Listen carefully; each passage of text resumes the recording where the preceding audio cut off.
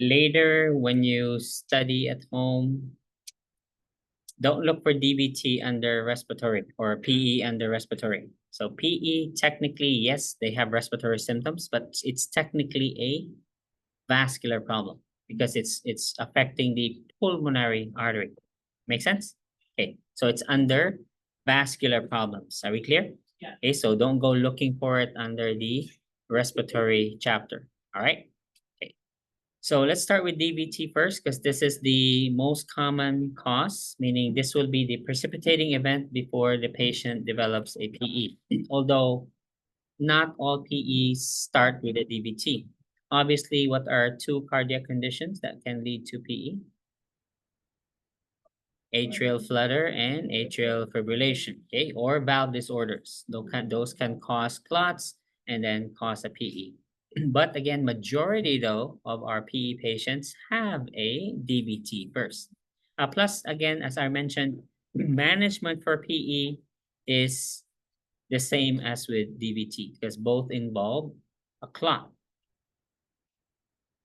So for DVTs, let's start with the, what's the problem with DVT? So this is a clot that forms in a deep vein. So peroneal vein, saphenous vein, popliteal vein, those are the most common sites. Let's start first with the risk factors. So who gets a DVT? You have risk factors, right? So you have here two paragraphs because we have DVTs that occur in the upper arms and also in the lower legs. Upper extremity, usually the main culprit here is a PICC line. Patient has a PICC line, they develop a blood clot. Others are the following, although less likely, swimmers, weightlifters, etc. Now on the legs, now there are three conditions that lead to a clot. Let's call it the Virchow triad. Maybe it's here. Oh, right here. Page 845.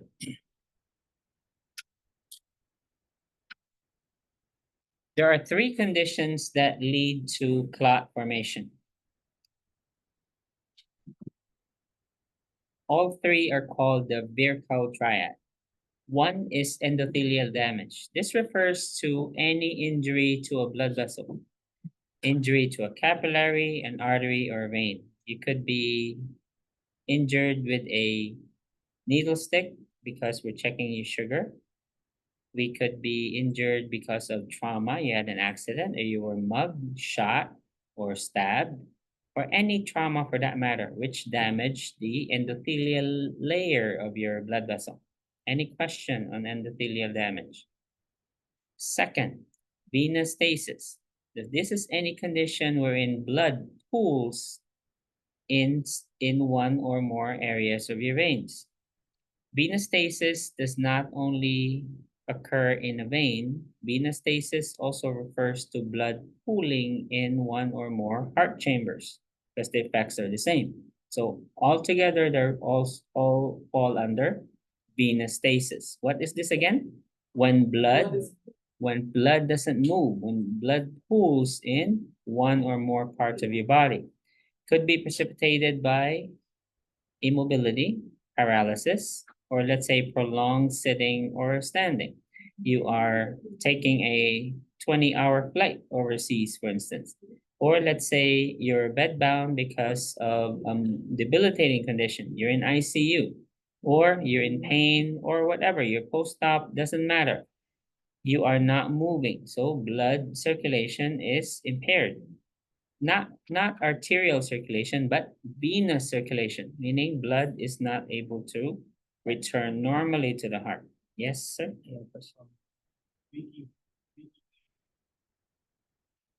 Meaning capillary leak syndrome? Oh, that's different because that is fluid coming out of the capillaries. So this is different. This is blood pooling, meaning any condition that leads to blood not moving. Right, venous stasis. Okay, so far we have endothelial damage to any blood vessel that forms a clot to stop the bleeding, right? Venous stasis, that forms a clot because the blood pools. So what will platelets do? They're in one room. Okay, they will stick together. Finally, altered coagulation. This is also called hypercoagulability, meaning a heightened tendency to form a clot.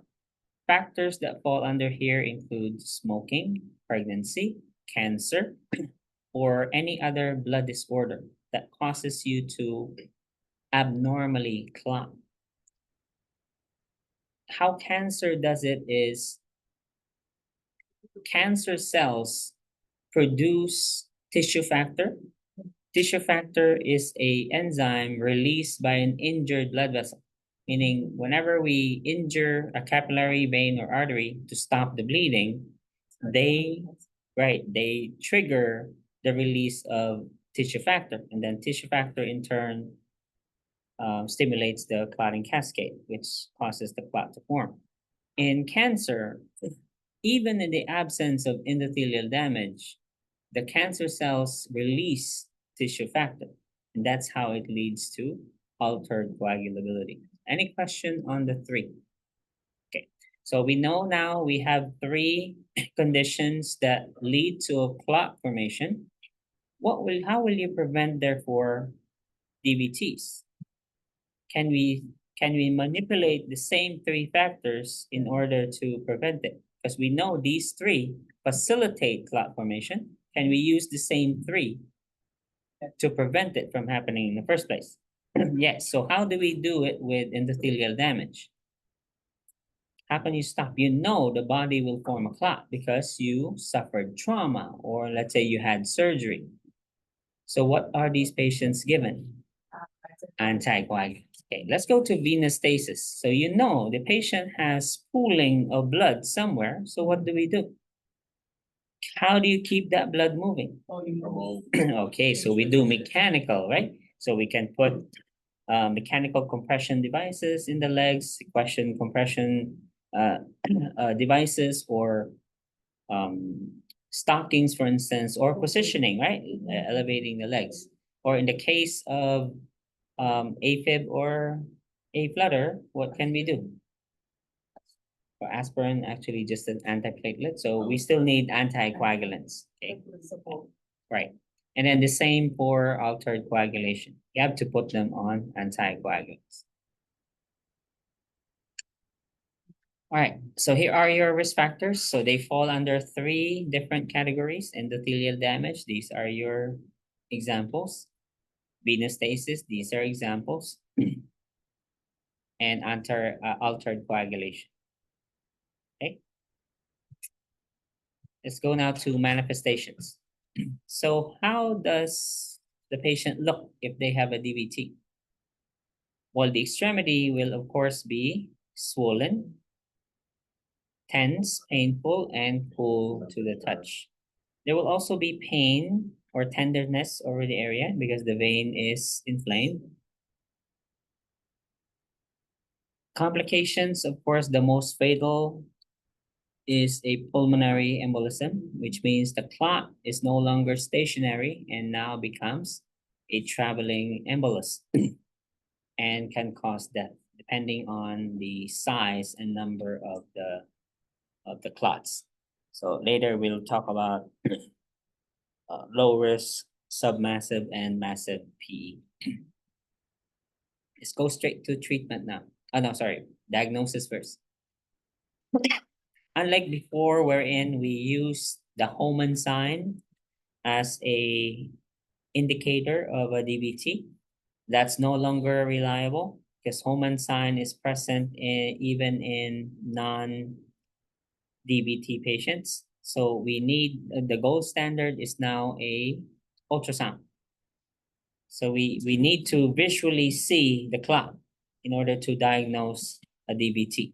So we'll find it using a ultrasound machine. The other testing here simply indicates the likely possibility of a clot, but again, the proof would be visual evidence of the clot. So what is that blood test again we used to indicate that there was a clot?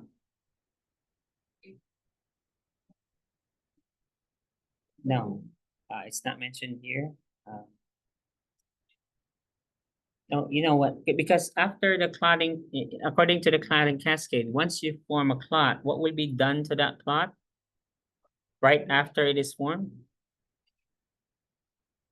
No, you already have a clot. You have a fibrin clot.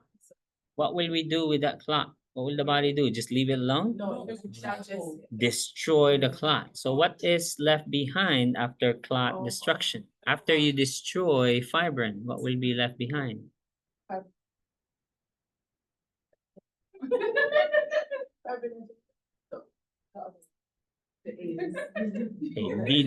It was D-dimer. Okay. So D-dimer will help you. But again, is D-dimer diagnostic? No. No, it just helps, right? It helps that, oh, there are clots being broken down, but we need visual evidence of that clot. So we need a duplex ultrasound or a Doppler. So we'll do it wherever we suspect. It's in the arm or the leg. Or in case if it's a PE, then it will be a CAT scan. Prevention, I already mentioned. So you manipulate the patient's risk factors, okay? Either mechanical prevention or pharmacologic prevention. So we can use heparin, low molecular weight heparin, or unfractionated heparin. The doctor makes his decision, okay, not us. And please remember, we're using heparin here, so please review HIT. That will be part of the test question as well.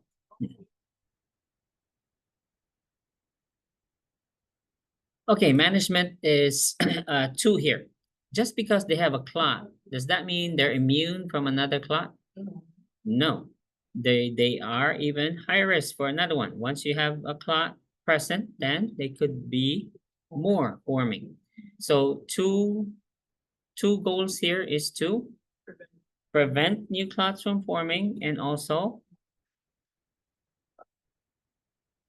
prevent complications, okay? Because in a DVT, we know what will the body do to this clot? It will be destroyed. It will be dissolved, okay? The question is when? So therefore, the only thing we can do is,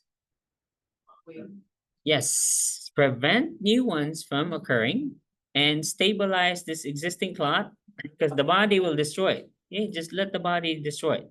But we don't want any complications, which is again a PE. Okay, so that's what we want. So that's the goal of the right here. Objectives of treatment is to prevent it from expanding and preventing recurrent thromboembolism. So prevent new ones from forming and prevent the existing one from extending, meaning getting bigger, and also from traveling. Very good. Okay, fragmenting, meaning it broke off and became an embolus. So mainstay would be anticoagulant. Unless, of course, the patient has contraindications, then we'll have to resort with non-anticoagulant options. There are a few options, like, for instance, we'll put a filter. Okay, right, yeah, or thrombectomy, removal of that clot. But that's quite rare though. Okay, so most patients are okay on anticoagulants. But again, if the patient has a contraindication, let's say too old or history of bleeding, stroke, for instance, then anticoagulant therapy is contraindicated, and the patient will just receive a filter. A filter is surgically implanted in the inferior vena cava to catch clots. Okay, so it'll get stuck on the filter, and then so therefore, can it move? No, it's trapped. So therefore, easy for destruction, right? No, with the AFib, that was in the left atrium. No, that was a left atrial appendage, yeah, patch or something, Watchman. Yeah, okay, so the filter is implanted in the inferior vena cava. Okay.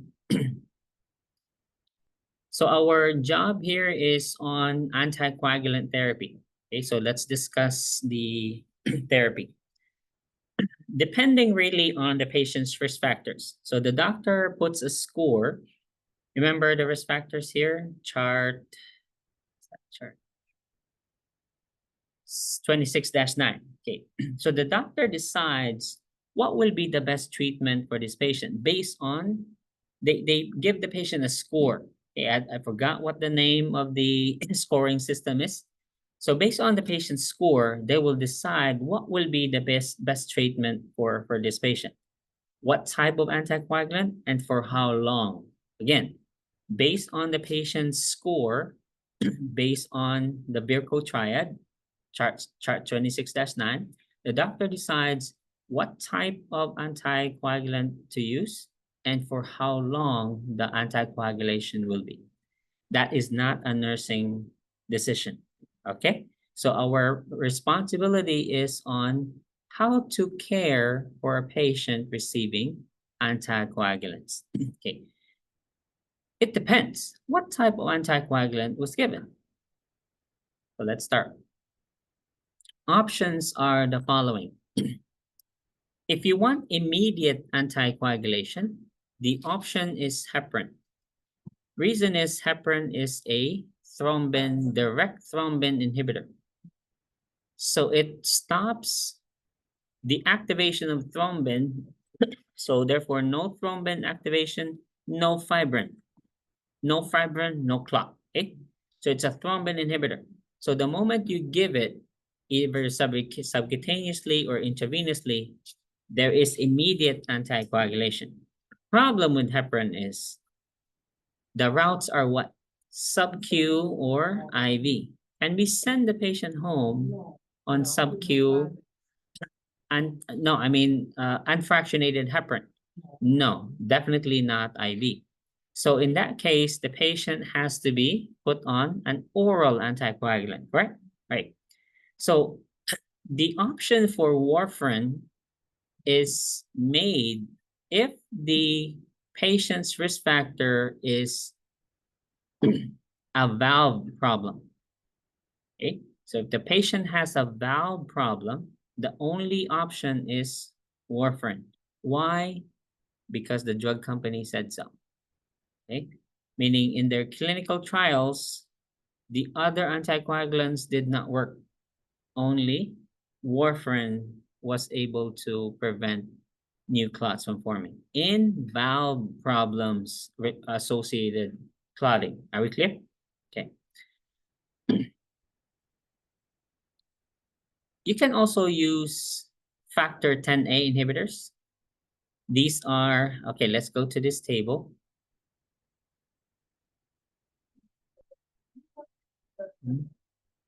Heart valves. Yeah. Okay, tables 26-2. So here's one option, heparin. So this will be immediate. Okay, before we can decide everything else, you want immediate anticoagulation, give the patient heparin. Okay. Again, either subcutaneously every 12 or 8 hours or continuous IV. You can also do low molecular weight heparin. What's the difference between unfractionated heparin and low molecular weight heparin? No, both are heparins. They both trigger HIT. It's really the half-life. Okay. Heparin has a 1 hour half-life, meaning IV, okay? When given IV. When you give this IV, you stop it now, it's gone an hour later. Low molecular weight heparin, however, has a 12-hour half-life. So this is much harder to manage, okay, because it lasts longer. And then warfarin. So what is warfarin? It is a vitamin K antagonist. where did this come in? So what is the role of vitamin K in anticoagulation? The synthesis of the. Okay, so we need, correct, we need vitamin K to make factor 2, factor 7, factor 9, and factor 10. Okay, so these 4 clotting factors are vitamin K dependent, meaning without vitamin K, you cannot make these. Now, how does this work? If you look at the clotting cascade, it's impossible to arrive at factor 10 without 7, 8, or even 9. So therefore, without these, can you make fibrin? No, you cannot make, because no clotting factor will be, because we really need to form factor 10. Without factor 10, and therefore you make factor 10A after 10, without these, we cannot reach 10A. Okay, so therefore it will wipe out all the clotting factors, therefore. Make sense? Okay, just by inhibiting vitamin K. Okay, so that's how warfarin works. It's a vitamin K antagonist or inhibitor. And of course, what labs do we monitor? So for heparin, what lab do we monitor here? PTT. Okay, so if it's given IV, the dosing is based on the PTT value. So if the PTT is too high, what do we do with the dose? Decrease it. What if it's too low? Increase it. What if it's within therapeutic levels? I'll continue the same dose. For low molecular weight heparin, this is dose based on the weight of the patient. So therefore, if the doctor decides to put someone on low molecular weight heparin, do we need to change the dose? It's based on the patient's weight. Whose weight will change drastically within a hospitalized period? Well, that doesn't really count because that's usually fluid. Yeah. So I mean, when we say weight here, this patient's dry weight, right? Correct. So low molecular weight heparin is also kind of, well, relatively I shouldn't say easy, because this is an injection, but there's no hassle for lab work here.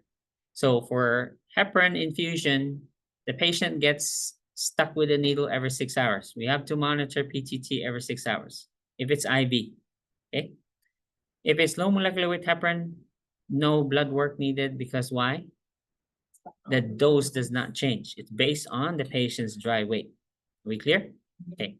So we only change it if, let's say, the patient drastically gains or loses weight, which does not happen within the treatment period.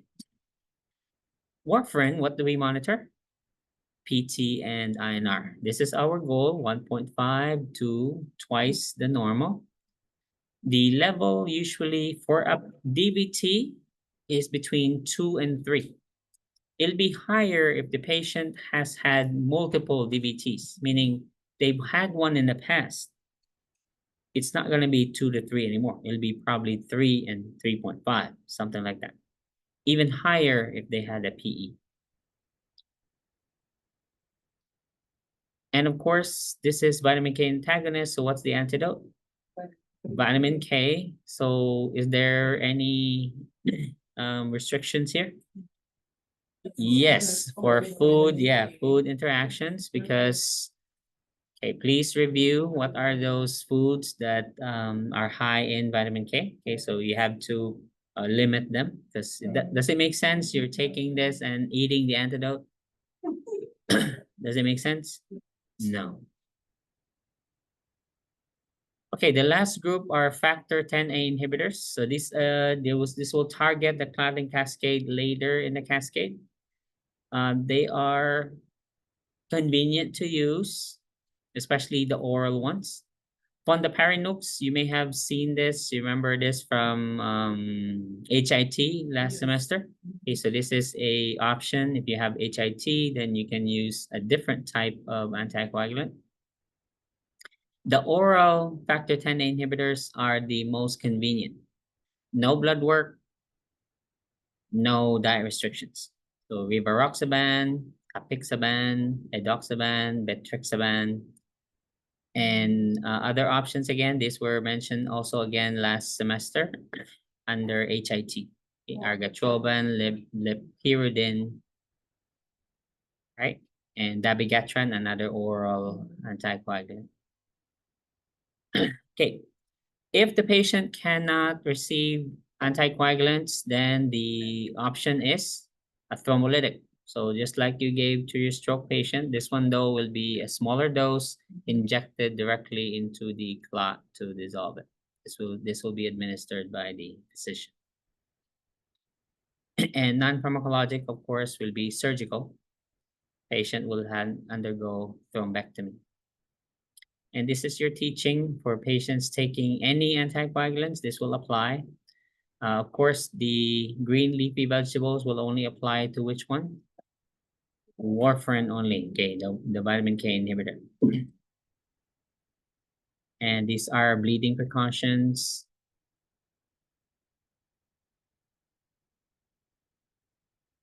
We're out of time, so we'll do PE next week.